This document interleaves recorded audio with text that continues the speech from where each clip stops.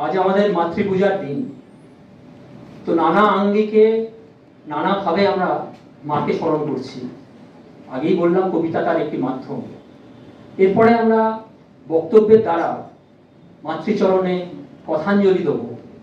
এখন আপনাদের সামনে ছোট্ট একটি বক্তব্য উপস্থাপন করবেন আমাদেরই স্টাডি গ্রুপের একজন প্রথিতযশা সদস্য, যার নাম শ্রী অরিন্দম চ্যাটার্জি। তিনি পেশাগতভাবে একজন শিক্ষক, তার সাথে তার আরও পরিচয় রয়েছে। তিনি রেইকি মাস্টার এবং রেইকি হিলার তো বটেই, রেইকি গ্র্যান্ড মাস্টার এবং আধ্যাত্মিক বক্তা এবং সুলেখক। আমি তাকে মঞ্চে আহ্বান করছি।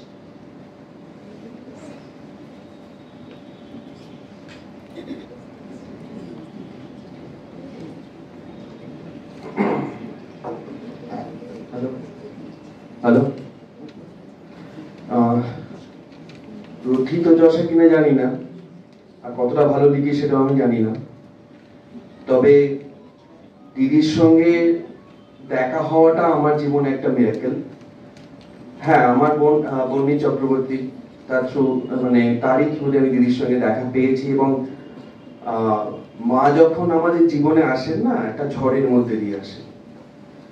মা খুব সুস্থ শান্ত হয়ে আসেন না, মানে একটা জীবনে ঝড়ের প্রয়োজন পড়ে, দারুণ আঘাতের প্রয়োজন পড়ে, যখন নিজেকে আমরা হারাতে আরম্ভ করি, তখনই মা আমাদের জীবনে আসেন।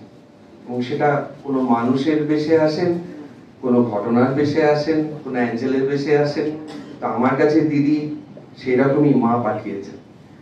আর অসম্ভবভাবে বিরক্ত করি আমি দিদিকে, কারণ আমার জানার ইচ্ছেটা প্রচন্ড, ওইটার জন্যই হয়তো বেঁচে আছি। আর দিদি খুব শান্তভাবে, প্রত্যেকবারই ভাবি দিদি বোধহয় বকে উঠলো, এত এই কথাগুলো বলার কোনো যৌক্তিকতা নেই, কিন্তু দিদি খুব খুব সুন্দর যুক্তির সঙ্গে আমার প্রত্যেকটা কোয়ারি মিটিয়ে দেয়। তো দিদি আমার কাছে একটা আলো, মানে মাকে পাইনি ঠিকই, মাকে এতটা ভালোভাবে পাইনি, কিন্তু দিদি আমার সমস্ত মায়ের স্বরূপ হয়ে আমার কাছে আছে।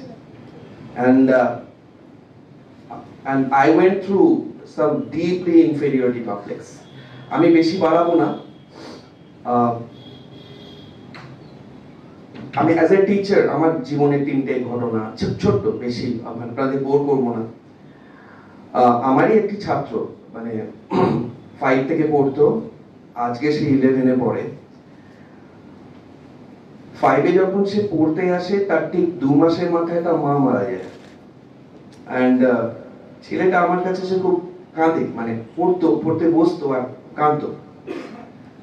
তো আমি তাকে একদিন জিজ্ঞেস করেছিলাম, মানে এই ট্রমাটা কাটিয়ে উঠছে, বলছে স্যার আমি পারছি না, মানে আমি যখনই একা থাকছি মনে হচ্ছে আমার মায়ের কথা মনে পড়ছে, মাকে বড্ড আমি ফিল করছি। তো আমি চিন্তা করছিলাম যে এটা কিভাবে কাটানো যায়। তো মিরাকেলি আমার একটা হ্যাবিট আছে যে আমি একটু মায়ের দিকে ঠেলে দিই, মানে ওটা হ্যাবিট কিনা জানি না, মাই হয়তো করে দেন, যারা আসার তারা আমার কাছেই আসে। বাট আমি ওই একটা ছোট করে ছবি রাখি, মায়ের ওই ঘুমটা পড়া ছবিটা। তো ওকে আমি তখন একটা কথা বলেছিলাম যে এইটা হচ্ছে মা। উনি মা ছিলেন কিনা আমি জানি না, বাট এই যে ছবিটা দিচ্ছি throughout your whole life, এইটা হচ্ছে মা। আর যা কিছু হবে আজ থেকে, এই মোমেন্ট থেকে, যা কিছু মনে কষ্ট, দুঃখ, অভিমান, এভরিথিং এইখানে তুই বলি। আমার মনে হয় না তোর কোনো আর অসুবিধা হবে। আমার চেষ্টাতেই আজকে সে 11-এ পড়ছে, এবং সে কিন্তু মিরাকেলি কালকেই আমাকে বলছে যে স্যার আমি আর একা বোধ করছি না, কোথাও একটা গিয়ে মনে হচ্ছে যে ওই মাই আসল মা, আমি সারা জীবন চলতে পারবো একা। আমার বাবা বলে কি বিড়বিড় করে বলিস, কিন্তু আমি আমার লাইফের স্ট্রেংথ খুঁজে পেয়েছি। And the second most thing, আমারই বন্ধু, সে খুব মানে আত্মহত্যার দিকে চলে গেল, মানে তার ব্যবসা খুব খারাপ দিকে গেছিল। এবং যা হয় আর্থিক একটা কষ্ট এমনই, আমার মনে হয় পৃথিবীতে সব থেকে বড় অভিশাপ হচ্ছে মানে আর্থিক কষ্ট। মানুষকে ভীষণভাবে লাঞ্ছনা নিতে হয়। তো সেই বন্ধুটি একদিন ওই আমার কাছেই গল্প করছে আর কাঁদছে যে একদম আমার আর কোনো হোপ নেই, মানে আজকে আমার মেয়ে এবং স্ত্রী পর্যন্ত বলে দিল যে আমার কোনো দরকার নেই, বিকজ আমি ওদের ডিমান্ড মিট করতে পারছি না, আমার ব্যবসাও শেষের দিকে যাচ্ছে, আমি ডিসাইড করে ফেলেছি। তো দ্যাট সেম ফিলিং, আমি বললাম ঠিক আছে তুই ডিসাইড করেছিস, ইটস ওকে, বাট তুই একবার এই ছবিটা আমি তোকে দিচ্ছি, তুই একবার এই মায়ের ছবির সামনে তোর যা সমস্যা তুই সব খুলে বল, আর কিছু অসুবিধা নেই, তুই এইটুকুই করবি, বাদ বাকি তারপর তোর যা মনে হবে তুই তাই করবি। আর তারপরেটা সত্যি ইতিহাস, মানে 1 মাস পর ছেলেটা যখন আমাকে ফোন করেছে এবং ঘাউ ঘাউ করে কাঁদছে, অরিন্দম মায়ের সঙ্গে একটা অদ্ভুত সম্পর্ক হয়ে গেছে, আর আমি জানি যে অনেক অশান্তি অনেক কষ্ট থাকলেও আই ক্যান উইথস্ট্যান্ড, আমি পারব। এবং মা কিভাবে এটা করেছেন সেটা মাই জানেন। আরেকটি ছাত্রী আছে, রিসেন্ট ঘটনা, মানে এখন তো একটা অদ্ভুত একটা কমোডিটি চলে যে মেয়েরা বা ছেলেরা হচ্ছে বাবা মায়ের স্বপ্ন পূরণের জায়গা, তাদের তো কোনো ব্যাপার নেই, তাদের ইচ্ছে নেই, তাদের কষ্ট নেই, তাদের চিন্তা ভাবনা নেই। আমার ছেলে মেয়ে আমার যে স্বপ্ন ছিল সেটাকে পূরণ করানোর জন্য ওদের জন্ম হয়েছে। তখন তো মানসিক অত্যাচার, মেয়ের একটা সমস্যা নিয়েছিল, মেয়ে ভালো রেজাল্ট করার পরও সায়েন্স নেয়নি, কমার্স নিয়ে পড়েছে, মা তাকে মেন্টাল টর্চার করে মেরে দিচ্ছে। আত্মীয় স্বজনরা এই বলছে তুই আমাকে শেষ করে দিলি, তুই আমাকে, তোকে নিয়ে কত স্বপ্ন ছিল। তো যখন মেয়েটা আমার কাছে হাওয়া করে কাঁদছে যে স্যার আমি এতটা কষ্ট জীবনে পাইনি, আমি চেয়েছিলাম আমার মা আমাকে সাপোর্ট করুক, এগুলো খুব প্র্যাকটিক্যাল কথা। আমি কোনো আধ্যাত্মিক জীবনে মাকে পাইনি, আমি মাকে জীবনে খুব সাংসারিক কষ্টে পেয়েছি, কারণ মা বিভিন্ন মানুষের কাছে বিভিন্ন ভাবে আসেন। আমি জীবনে খুব প্র্যাকটিক্যাল জায়গা মাকে পেয়েছি, মানে অলৌকিক ঘটাতে দেখেছি মাকে, এবং আমিও সেই সেম জিনিসটাই মেয়েটিকে মাথায় হাত তুলে বলেছিলাম যে জানবি সব সময় ছোট একটা ছবি তোকে দিচ্ছি, এনি ট্রাবল বুকে হাত দিয়ে বলবি যে আমার একজন মা আছে, আর কিছু তোকে বলতে হবে, জাস্ট বুকে হাত দিয়ে তুই বলবি আমার একজন মা আছে। অ্যান্ড মিরাকেলি সেই মেয়েটা এখন আমাকে বলে মা অনেক কিছু বলে স্যার, কিন্তু আমি একটা মনে অদ্ভুত শান্তি আর স্ট্রেংথ পেয়েছি যে আমি জানি আমার একজন মা আছেন, আমার কোনো অকল্যাণ হবে না। আমার মনে হয় আমি আপনাদের বোঝাতে পেরেছি যে মায়ের জায়গাটা কোথায়। And I was deeply tortured in my life. যদি প্যারেন্টাল টর্চার কিছু থাকে, হ্যাঁ সেটাও হয়েছে আমার উপর। সাংঘাতিক একটা ইনফেরিয়রিটি কমপ্লেক্স নিয়ে বড় হয়েছি। দিদি জানেন কি সমস্যা নিয়ে আমি বেড়ে উঠেছি, কিন্তু দিদির সঙ্গে থেকে মায়ের প্রতি শ্রদ্ধা অনেক অনেক ভারী কথা, অনেক বেশি অ্যাটাচ হয়ে গেছি মায়ের কাছে। আর মা আমার কাছে এখন আর কোনো ছবি নয়, এখন প্রচন্ড রেগে গেলে মায়ের ছবিটা ঘুরিয়েও দিই, তুমি যদি এটা না শোনো আমি তোমার মুখও দেখবো না। কিন্তু মা অদ্ভুত ভাবে এমন কিছু ঘটনা পরম্পরার মধ্যে দিয়ে যান, আবার ছবিটা আমাকে ঘুরিয়ে নিয়ে আসতে হয়। এটাই হচ্ছে মা। তো আমি আপনাদের কাছে বলবো, আপনারা আমার থেকে অনেক বেশি জানেন, আমি কিছুই সেরকম জানি না, কিন্তু মাকে প্লিজ ছবিতে রাখবেন না।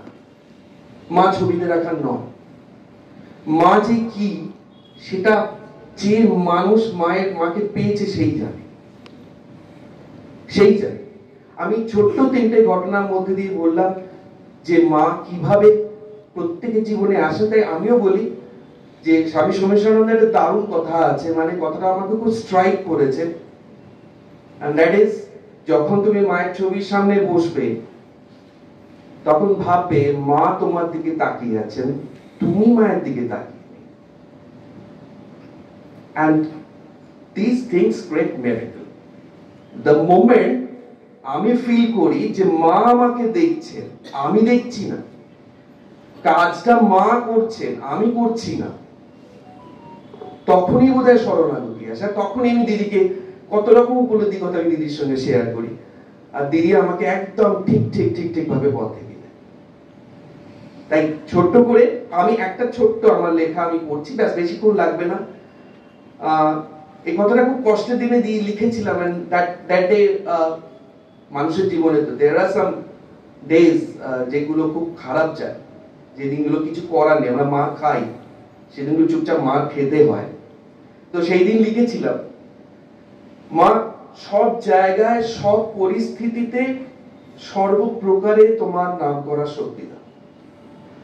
সর্বক্ষেত্রে সব রকমের পথে, গভীর অরণ্যে, অশান্ত সমুদ্রে, সৃষ্টির ক্ষণে, পালনের ব্যস্ততায়, সংহারের উচ্ছ্বাসে তোমার নাম বারবার চলতে থাকুক।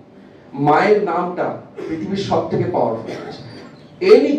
এনি সমস্যা, যে কোনো সমস্যা, মায়ের নামের মতো পাওয়ারফুল নাম আর এই পৃথিবী কেন মহাবিশ্বে নেই।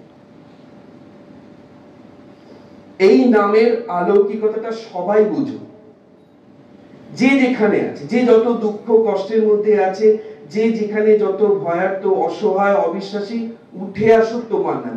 আমি তো মনে করি যারা মায়ের নামটা নিতে পারে না তারা সত্যিই কার্সড। আর এমন কে আছে সেটাও আমি জানি না মায়ের নাম নিতে পারে না। দ্য মোমেন্ট আমি মায়ের নাম নিচ্ছি, আমার একটা করে প্রারব্ধ কাটছে। আমার খুব কষ্ট হয়, আমার খুব পরিচিত জন আছেন, খুব প্রিয়জন আছেন, they are very proud with your material world and I am very proud with my holy mother. যার পাশে মা আছে তারা কিচ্ছু করার দরকার নেই। and তোমার নাম নিয়ে যারা থাকে তারা এক অসাধারণ সম্পদের অধিকারী। তাদের আর কোনো কিছুই দরকার নেই, তাদের ভয় পাওয়ার কোনো কারণই নেই। কিসের দুঃখ, কিসের ভয়, কিসের চিন্তা? মা আছেন, তাই কি যথেষ্ট নয়? Isn't it enough? চুরমার হোক সব বাসা, মা যখন আসবেন আমাদের নিজেদের যা আশা সেটা সব চুরমার হয়ে যায়। এটা বোধহয় মায়ের একটা অদ্ভুত ট্রিক্স।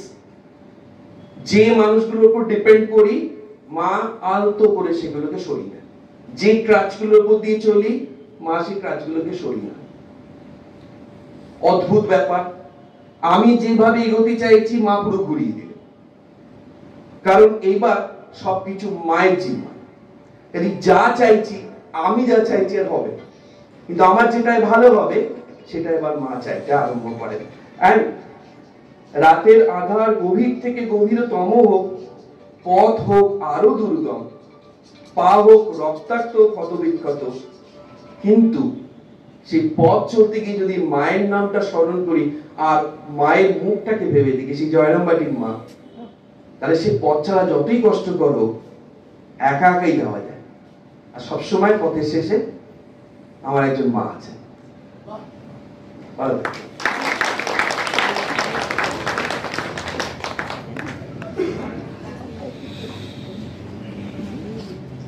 অসাধারণ বললেও কম বলা হয়।